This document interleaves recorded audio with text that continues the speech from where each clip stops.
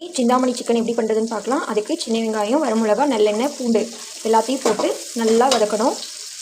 நான் வந்து இன்றைக்கி 1.25 கிலோ சிக்கனுக்கு 13 வரமிளகா உள்ளே இருக்கிற விதையெல்லாம் எடுத்துகிட்டு சேர்த்திருக்கேன். ஒரு கட்டி பூண்டு, ஒரு 1/4 கிலோ சின்ன வெங்காயம், கொஞ்சமாக நல்லெண்ணெய் சேர்த்து நல்லா வதக்கணும். இங்கே பாருங்கள், சிந்தாமணிக்கு சிக்கன் வந்து இந்த மாதிரி குட்டி குட்டி பீஸாக வந்து கடையிலேயே வெட்டி கொடுப்பாங்க. நான் வந்து 1.25 கிலோ சிக்கன் நாட்டுக்கோழி வந்து எடுத்து வச்சுருக்கேன். வெங்காயம் நல்லா வதங்கிடுச்சு. இந்த ஸ்டேஜில் வந்து நம்ம இதில் சிக்கன் ஆட் பண்ணிடலாம். இந்த மாதிரி நம்ம சிக்கன் ஆட் பண்ணி நல்லா கலந்து விட்டாச்சு.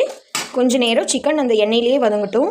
பாருங்கள், இது கூட வந்து ஒரு 1/4 டீஸ்பூன் மஞ்சத்தூள், கொஞ்சமாக கல்லுப்பு. சிக்கன் இந்த அளவுக்கு தண்ணி விட்டு வெந்திருக்கு. இந்த ஸ்டேஜில் நம்ம வந்து கறி முங்குற அளவுக்கு தண்ணி ஊற்றிக்கலாம்.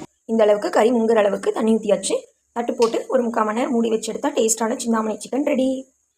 பாருங்கள், இந்த மாதிரி ஒரு தட்டு போட்டு மூடி வச்சு சிக்கன் ரெடி.